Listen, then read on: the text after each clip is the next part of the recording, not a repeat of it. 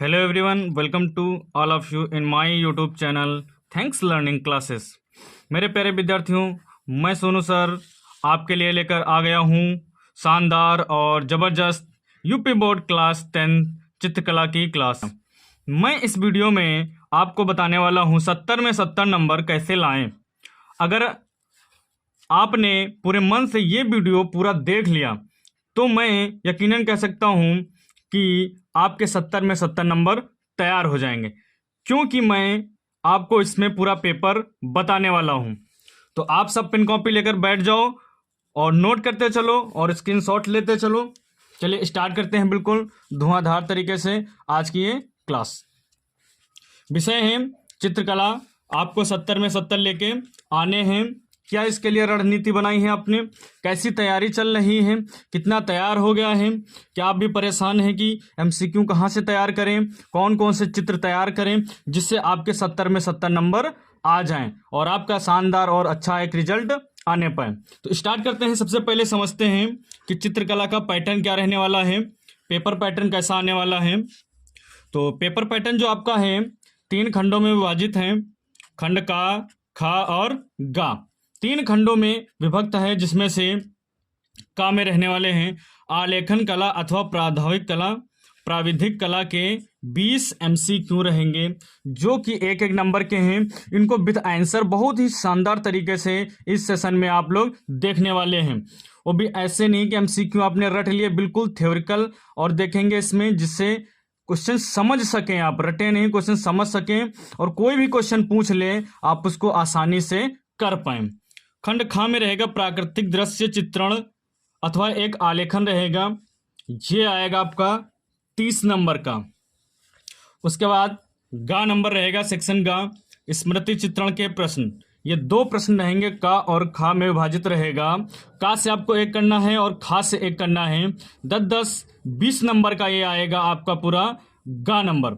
तो आज देखेंगे पूरा पैटर्न, इसमें समझेंगे अच्छे से और कौन कौन से क्वेश्चन कहाँ कहाँ से पूछे जाते हैं, कैसे कैसे क्वेश्चन बनते हैं, पूरे A to Z चीज इसमें देखने वाले हैं।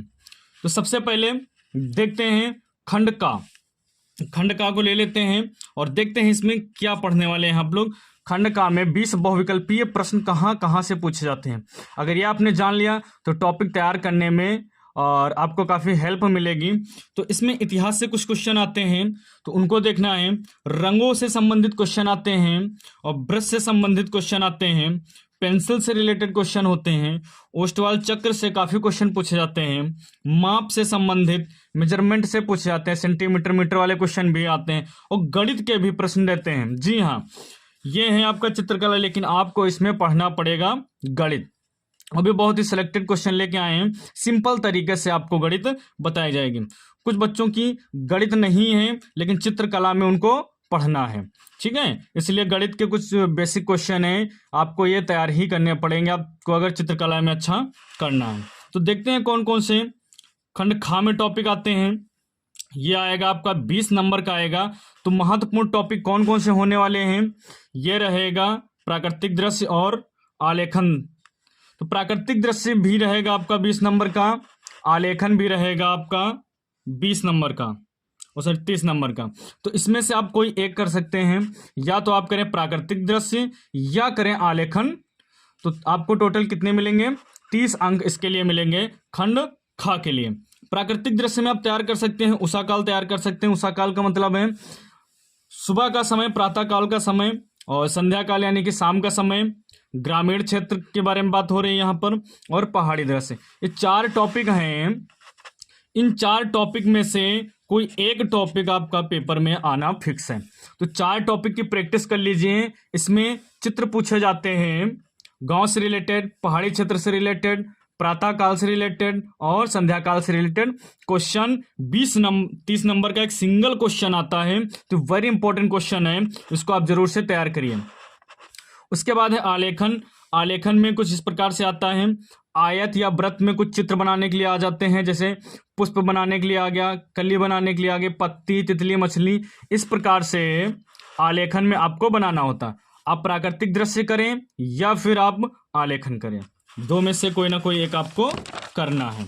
उसके बाद गा नंबर पे आते हैं, सेक्शन हमारा गा। इसमें देखें 2 क्वेश्चन है, पहला क्वेश्चन दूसरा क्वेश्चन। तो पहला क्वेश्चन का और खा रहेगा, स्मृति चित्रण इसमें भी बनाना है आपको, स्मृति चित्रण खा में भी बनाना है। 10 नंबर 10 नंबर, टोटल ये 20 नंबर का है। अथवा करके कुछ क्वेश्चंस भी दिए जा सकते हैं, तो आप ऊपर के 2 चित्र कर लीजिए या फिर नीचे के क्वेश्चन जो दिए गए बेटा उनके आंसर कर लीजिए।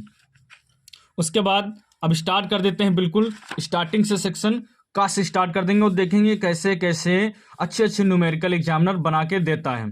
तो उनको हम कितनी सरल तरीके से कर पाते हैं, कैसे आप कर पाते हैं उसको यहाँ से देखेंगे और चीज़ें बिल्कुल यहाँ पे समझेंगे, रटेंगे कम चीज़ें और समझेंगे ज़्यादा, जिससे कि कोई भी क्वेश्चन आता है तो आप उसको आसानी से करके आ जाओ। ठीक है प्यारे बच्चों, तो स्टार्ट करते हैं सबसे पहले खंड का। इसमें है इतिहास से संबंधित प्रश्न या कुछ अन्य प्रश्न है। तो इतिहास से संबंधित प्रश्न कौन कौन से बहुविकल्पीय प्रश्न पूछ लिए जाते हैं उसको देख लेते हैं जल्दी से। जैसे कला शब्द किस भाषा का है, तो कला शब्द किस भाषा का है, संस्कृत भाषा का है ये शब्द। ठीक है, उसके बाद है अजंता गुफा मंदिर किस राज्य में है, तो महाराष्ट्र में हो जाएगा। उसके बाद है नेक्स्ट क्वेश्चन, उत्तर प्रदेश में राज्य ललित कला एकेडमी कहाँ पर है, ये प्यारे बच्चों बताना है। तो ये हो जाएगा आपका लखनऊ में। ठीक है ना, उत्तर प्रदेश की राजधानी लखनऊ में है। उसके बाद देखते हैं अगला क्वेश्चन है हमारे पास, खजुराहो का विख्यात मंदिर किस प्रांत में है। तो खजुराहो का विख्यात मंदिर किस प्रांत में है, मध्य प्रदेश में। बादामी गुफा कहाँ पाई जाती है, बादामी गुफा कहाँ पाई जाती है, ये आपका आंसर सही हो जाएगा औरंगाबाद। सेकंड क्वेश्चन है उसके बाद, उस भूतपूर्व प्रधानमंत्री का नाम बताओ जो चित्रकार भी थे। आपको प्रधानमंत्री का नाम बताना है जो चित्रकार थे, तो इसका आंसर हो जाएगा वीपी सिंह।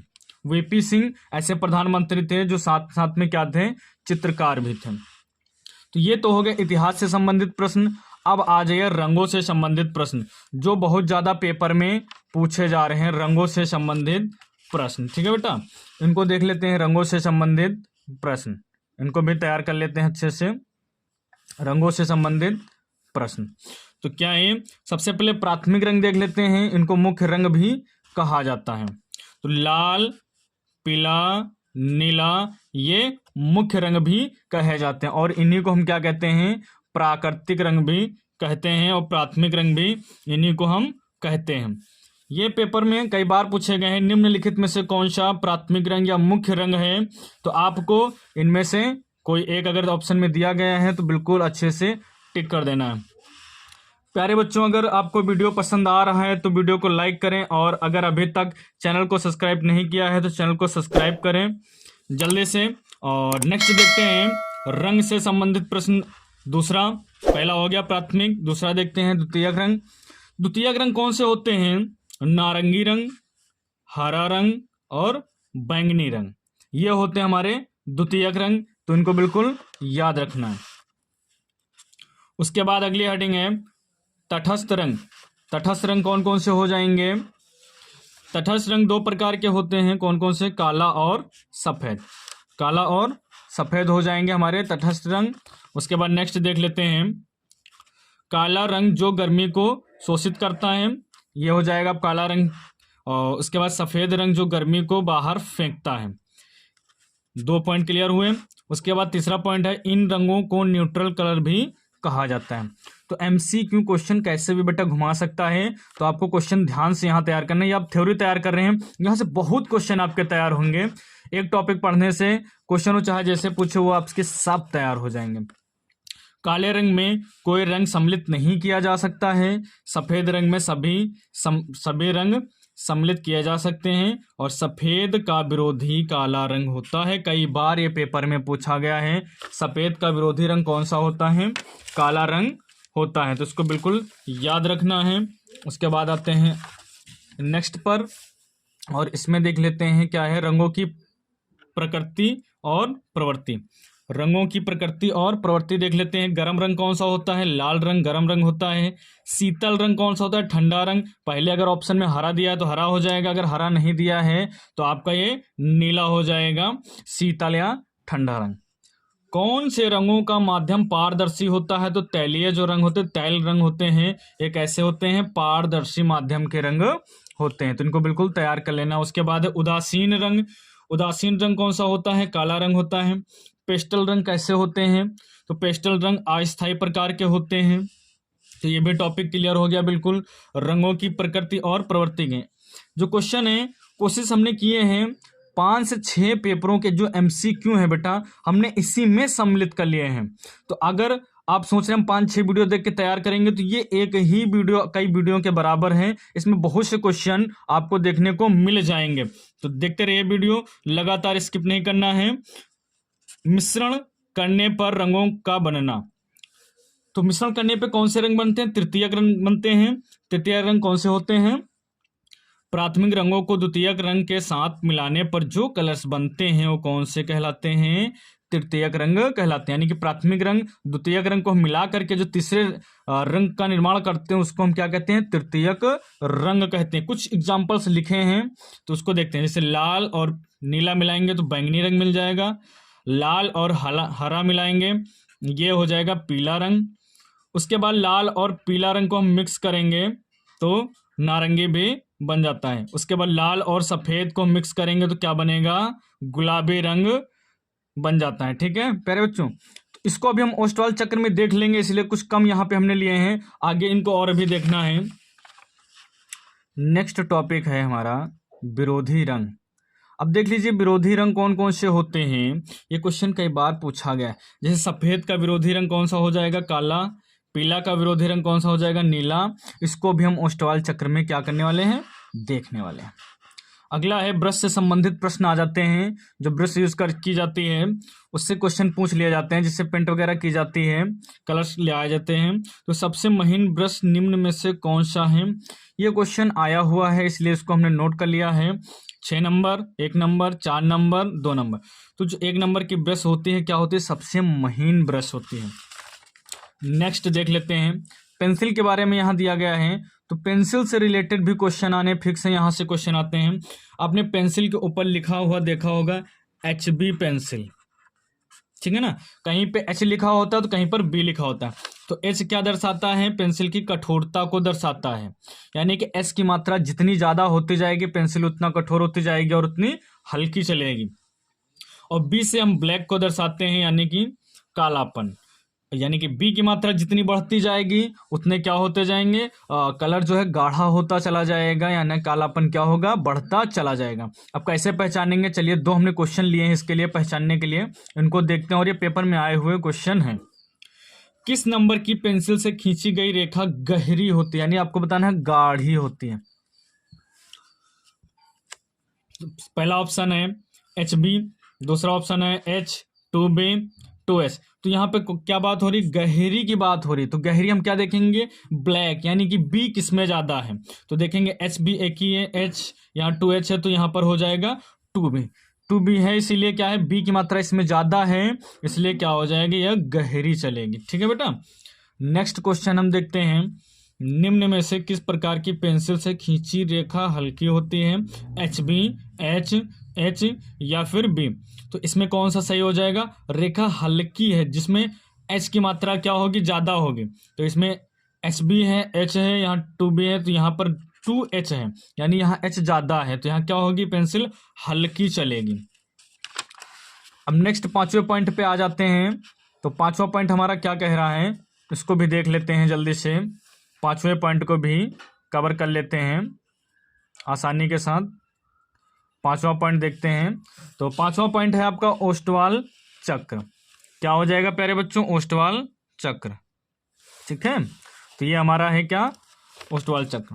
इसमें देखते हैं कैसे कैसे क्वेश्चन पूछ जाते हैं। रंग चक्र, रंगों का ऐसा चक्र जिसमें प्राथमिक रंग और उसके विरोधी रंग उपस्थित होते हैं, इस प्रकार के चक्र को रंग चक्र यानी कि कलर व्हील कहा जाता है। ठीक है, अब कौन कौन से होते हैं, कितने प्रकार के होते हैं, इनको देख लेंगे जल्दी से। ठीक है, तो इनको हम कवर कर लेते हैं इसमें।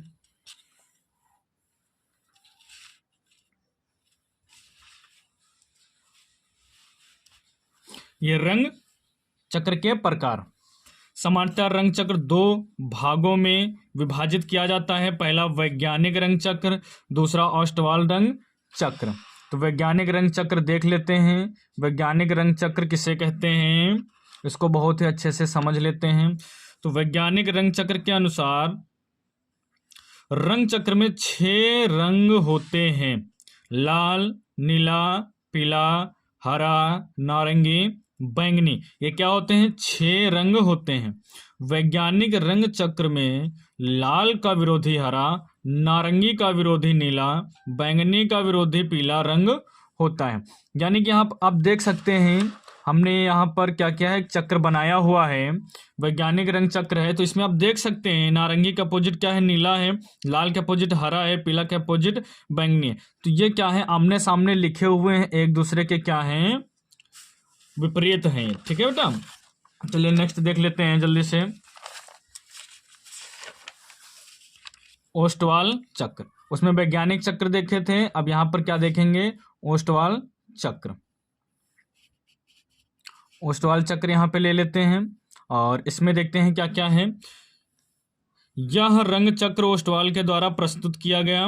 ओस्टवाल रंग चक्र के अनुसार चक्र में 8 रंग होते हैं। वैज्ञानिक रंग चक्र में कितने थे, 6, इसमें कितने होते हैं बेटा, 8 होते हैं। ठीक है, यह 8 रंग एक दूसरे के आमने सामने उपस्थित होते हैं।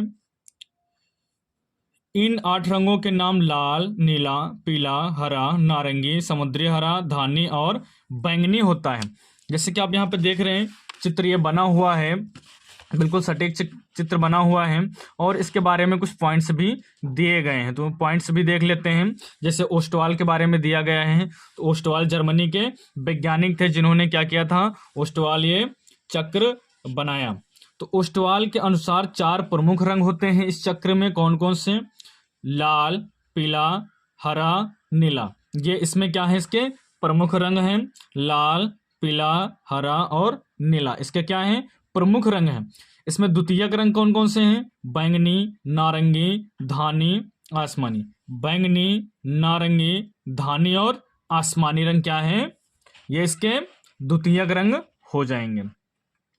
उसके बाद देख लेते हैं, नोट है एक, आमने सामने विरोधी रंग हैं, यानी कि अपोजिट कलर्स आमने सामने। जैसे बैंगनी का धानी, नीला का पीला, नारंगी का आसमानी, लाल का हरा, ये क्या है, आमने सामने विरोधी रंग हैं। सहयोगी रंग कौन कौन से होते हैं, एक दूसरे के बगल में 3 रंग का ग्रुप क्या होता है, सहयोगी। जैसे लाल, बैंगनी, नीला, ये 3 रंग मिल गए तो ये क्या हो गए, 1 2 3 रंग ये क्या हो गए, सहयोगी रंग। और ये 1 2 3 क्या हो गए, सहयोगी रंग। तो 3 रंग के पास के ग्रुप को हम क्या कहते हैं, सहयोगी रंग। उसके बाद यहाँ पे देख सकते हैं पॉइंट वेरी इंपॉर्टेंट लिखा हुआ है, ओस्टवाल चक्र में 8 रंगों को आदर्श रंग कहते हैं। ठीक है ना, कभी कभी पूछ लेता आदर्श रंग कितने होते हैं ओस्टवाल चक्र में, तो कितने होते हैं, 8 होते हैं प्यारे बच्चों। तो इसके आप स्क्रीनशॉट ले लीजिए और इसको आप बना करके तैयार कर लीजिएगा। बहुत से क्वेश्चन तैयार हो जाएंगे, जैसे नीला और हरा मिलकर ये आसमानी बनाते हैं, पीला और हरा धानी बनाते हैं, ये 20 के दिए गए हैं। ठीक है, तो इनको आप अच्छे से तैयार कर सकते हैं। उसके बाद सेकंड टॉपिक है हमारा 6, घर से संबंधित कुछ क्वेश्चन आ जाते हैं, तो वो भी देख लेते हैं कि घर से संबंधित कौन कौन से क्वेश्चन पूछ रहा है एग्जामिनर। ठीक है, तो वो देख लेते हैं। जैसे कुछ 2 क्वेश्चन हमने लिए हैं यहाँ पर समझने के लिए। घर के केंद्र को अलंकृत करने के लिए कौन सा आलेखन उपयुक्त होगा, तो केंद्रीय आलेखन उपयुक्त होगा। ये पेपर में पूछे हुए क्वेश्चन है सब। फर्श के मध्य भाग हेतु कौन सा आलेखन सर्वाधिक उपयुक्त होगा, तो वृत्ताकार आलेखन सर्वाधिक क्या होगा, उपयुक्त होगा। अगले पेज पे देख लेते हैं, माप से संबंधित प्रश्न। माप से संबंधित प्रश्न बहुत आ जाते हैं, लंबाई की माप आ जाती है, द्रव्यमान की माप आ जाती है।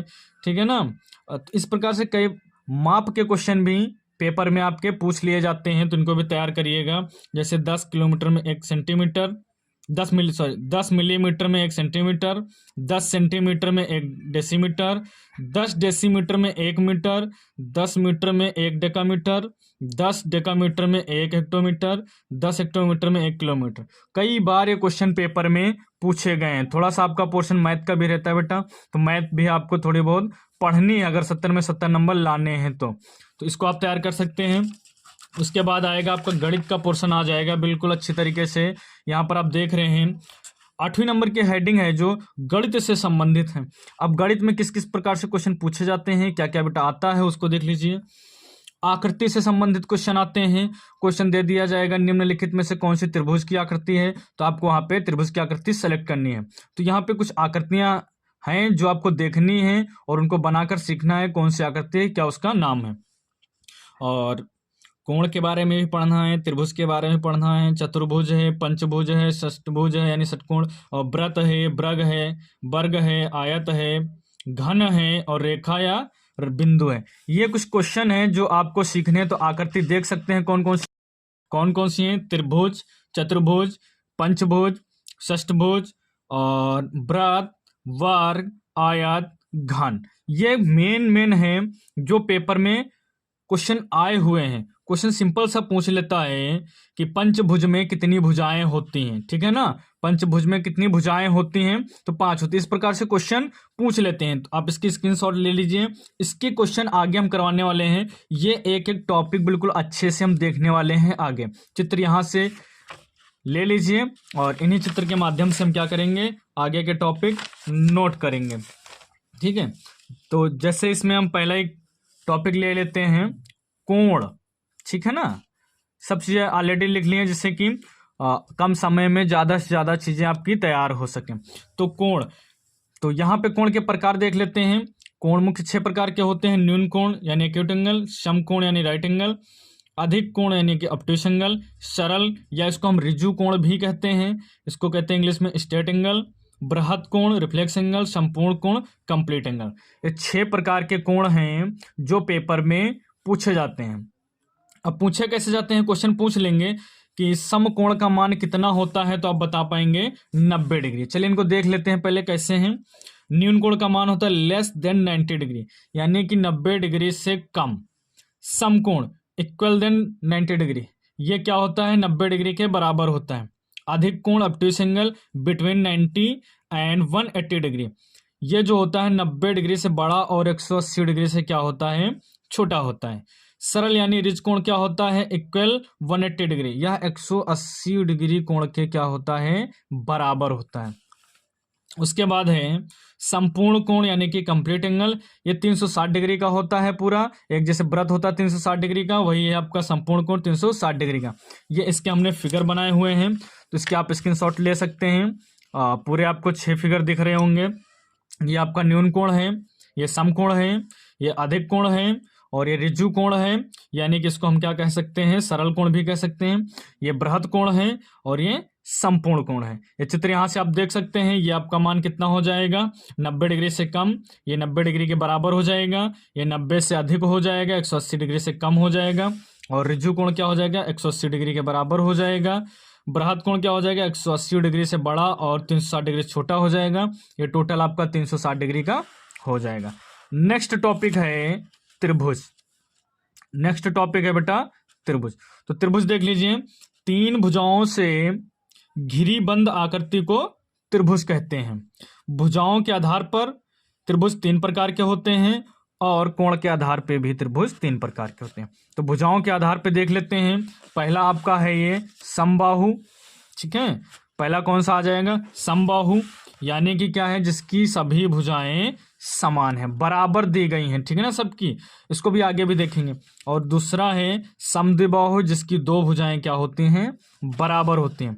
विषमबाहु, जिसकी तीनों भुजाएं क्या होती हैं, असमान होती हैं, उसे हम विषमबाहु त्रिभुज कहते हैं। अब नेक्स्ट यहां पर देख लेते हैं कोण के आधार पर। कोण के आधार पर इसको हम देख लेते हैं अच्छे से। तो एक कोण के आधार पे हो जाएगा, ये भी क्या हो जाएगा, 3 प्रकार के होते हैं। न्यून कोण, समकोण त्रिभुज, अधिक कोण त्रिभुज हो जाएगा। Etch angle is less than 90 degree. न्यून कोण त्रिभुज में क्या होता है, प्रत्येक का मान 90 डिग्री से कम होता है।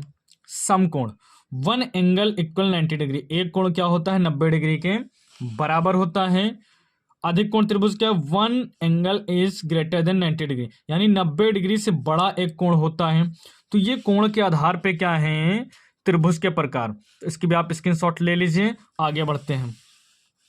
त्रिभुज के गुण, ये क्वेश्चन आया हुआ है, त्रिभुज के गुण पूछ लिए जाते हैं, तो हमने यहाँ पे 2 गुण लिए हैं। त्रिभुज के तीनों आंतरिक कोणों का योग हमेशा 180 डिग्री होता है। अगर इसकी बात की जाए, कोई भी त्रिभुज लिया जाए तो उसके जो आंतरिक कोणों का योग होता है 180 डिग्री होता है। जैसे अगर ये मान के चलिए ये न्यून कोण है, टोटल अगर बराबर ले लेंगे 6, 12, 18, 180 डिग्री हो जाएगा, ठीक है। ये 90 डिग्री हो जाएगा तो आधा आधा ये हो जाएगा, टोटल कितना हो जाएगा 180 डिग्री। तो क्या होता है, त्रिभुज के आंतरिक कोणों का योग 180 डिग्री होता है। त्रिभुज में 3 भुजा, 3 शीर्ष और 3 कोण होते हैं। क्या होते हैं, 3 भुजा, 3 शीर्ष और 3 कोण होते हैं। क्वेश्चन ऐसे ही पूछे जाएंगे। आपको यकीन ना हो तो आप पेपर उठा के देख लीजिए, 2023 का यूपीएमएसपी का सब ये क्वेश्चन आपको वहां पर मिल जाएंगे, बहुत ही अच्छे तरीके से वहां पे रखे हुए हैं। तो चतुर्भुज देख लेते हैं। चतुर्भुज क्या होते हैं, 4 सरल रेखाओं से घिरी बंद आकृति को चतुर्भुज कहते हैं। और चतुर्भुज के चारों कोणों का मान कितना होता है, 360 डिग्री का। अभी हमने चित्र आपको दिखाए हुए हैं, यहाँ पर आप देख सकते हैं, ये आपका है यहाँ पर चतुर्भुज, ठीक है ना। अगला क्वेश्चन है पंचभुज। 5 सरल रेखाओं से बनी बंद आकृति को क्या कहते हैं, पंचभुज कहते हैं। अंतः कोणों का योग होता है 540 डिग्री, ठीक है। इसको आप जरूर से क्या करें, याद रखना है, 540 डिग्री हो जाएगा। उसके बाद आ जाएगा पंचभुज के बाद षटकोण या षटभुज, ठीक है, षटकोण या षटभुज। इसको देख लेते हैं।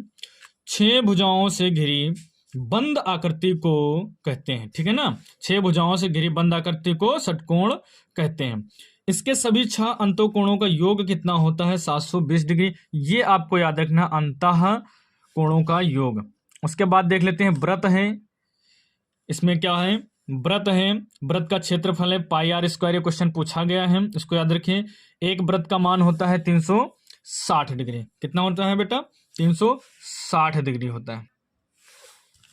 उसके बाद क्वेश्चन ले लेते हैं वर्ग। वर्ग ले लेते हैं। वर्ग के क्या गुण होते हैं, वर्ग की चारों भुजाएं समान होती हैं। कई बार क्वेश्चन पूछा गया है, वर्ग की चारों भुजाएं कैसी होती हैं, समान होती हैं। वर्ग का क्षेत्रफल क्या होता है, भुजा स्क्वायर, यानी भुजा गुणे भुजा हम इसको कह सकते हैं। आयत, आयत में क्या होता है, 4 भुजाएं, 4 कोण और 4 कोने यानी कि शीर्ष होते हैं। एक आयत के प्रत्येक कोण का माप क्या होता है, 90 डिग्री होता है। ऐसे ही 4 कोणों का मान ले लेंगे हम, 9 चौक 36, 360 डिग्री आ जाएगा। सम्मुख भुजाएं समान एवं समांतर होती हैं। जो आमने सामने की भुजाएं हो कैसी होती हैं, बराबर होती हैं। और आयत का क्षेत्रफल क्या होता है, लंबाई गुणे चौड़ाई, लंबाई गुणे चौड़ाई। उसके बाद हम घन देख लेते हैं। घन एक त्रिआयामी यानी 3D वस्तु होती है, जिसके छत बराबर आकार के फलक होते हैं और हर एक फलक एक वर्ग होता है, ठीक है ना। और एक घन में 12 किनारे, 6 फलक और 8 शीर्ष होते हैं, ठीक है ना। ये क्वेश्चन पूछे जा सकते हैं तो इनको आप तैयार कर सकते हैं। 12 किनारे, 6 फलक, 8 क्या होते हैं, शीर्ष होते हैं। और घन का आयतन सूत्र होता है भुजा गुणे भुजा गुणे भुजा, यानी कि भुजा क्यूब इसको कह सकते हैं, ठीक है। आगे देख लीजिए क्या है, रेखा। रेखा क्वेश्चन पूछा गया है, ठीक है ना। तो ये क्या हो जाएगा, किसी समतल पृष्ठ पर 2 बिंदुओं के बीच जो आकृति बनती है उसे क्या कहते हैं, उसे हम रेखा कहते हैं, ठीक है ना। रेखाओं के कुछ प्रकार हैं, यहाँ पे देख सकते हैं, स्क्रीनशॉट इसके ले लीजिए। सरल रेखा, समांतर रेखा, ये क्या है, आपस में कभी एक दूसरे को नहीं काटती हैं, समान चलती हैं। और ये पेपर में आया हुआ क्वेश्चन है। ये है किरण रेखा, ये है वक्र रेखा, ये है तिर्यक रेखा और ये है संगामी रेखा, ठीक है। तो ये क्या है, रेखाओं के प्रकार हैं। यहाँ से भी क्या होता है, क्वेश्चन कभी कभी एग्जामिनर पूछ लेता है, तो इसको भी आपको बहुत ही अच्छे से तैयार करना है। उसके बाद देखते हैं, आ जाते हैं हम नेक्स्ट टॉपिक पर। नेक्स्ट टॉपिक हमारा क्या है, खंड खा।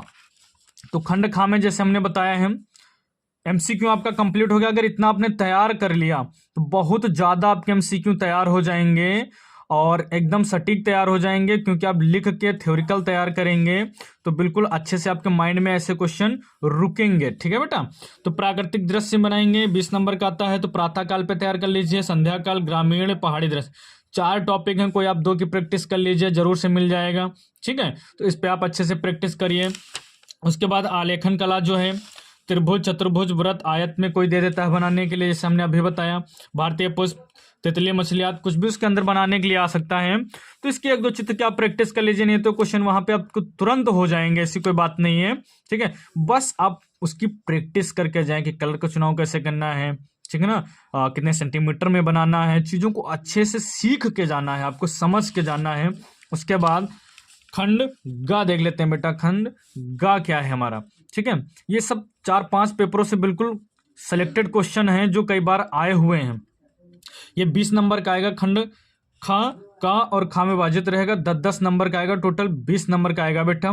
तो इसको जरूर से करना है। स्मृति चित्रण आएगा, फल एवं सब्जियों से संबंधित आएगा, जैसे पूछ लिया पत्तियों सहित आम, पत्तियों सहित अमरूद, पत्तियों सहित अनार, पत्तियों सहित बैंगन, पत्तियों सहित मूली, पपीता, लौकी, केला, ये क्वेश्चन पूछ सकते हैं। तो इनमें से कोई भी आप 4 तैयार कर लीजिए, वो आपको मिल जाएंगे, क्योंकि 4 रहते हैं ऑप्शन में, तो आपको एक ही कोई करना रहता है। तो इनकी आप प्रैक्टिस करके जा सकते हैं, बहुत ज़्यादा नहीं है, और यहीं से आपको क्वेश्चन मिल जाएंगे। ठीक है, तो इनको आप जरूर से तैयार करके जाएं। उसके बाद स्मृति चित्रण में दैनिक जीवन में जो उपयोग हैं, ठीक ना, यानी दैनिक उपयोग की वस्तुएं जो हैं उनका स्मृति चित्रण करने के लिए आता है। कौन कौन? सुराही कई बार पूछा गया है, तो सुराही वेरी इंपॉर्टेंट है।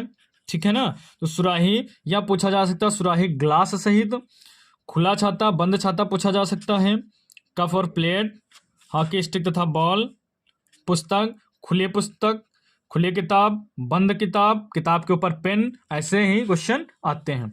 जग, बाल्टी तथा मग, लैंप सेट या लालटेन, केतली, बोतल, अमृतवान, ये आप तैयार कर लीजिए, यहीं से आपको क्वेश्चन मिल जाएंगे। ये जैसे हैं कई बार क्वेश्चन आए हैं पत्तियों से, तो आप इनको तैयार कर लीजिए।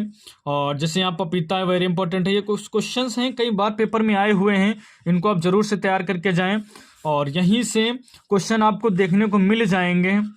आपको ज़्यादा अलग से वीडियो देखने की जरूरत नहीं है, इनको देखें और ये चित्र आप बनाएं, उनकी प्रैक्टिस करें, जिससे कि आपके नंबर अच्छे आएँ।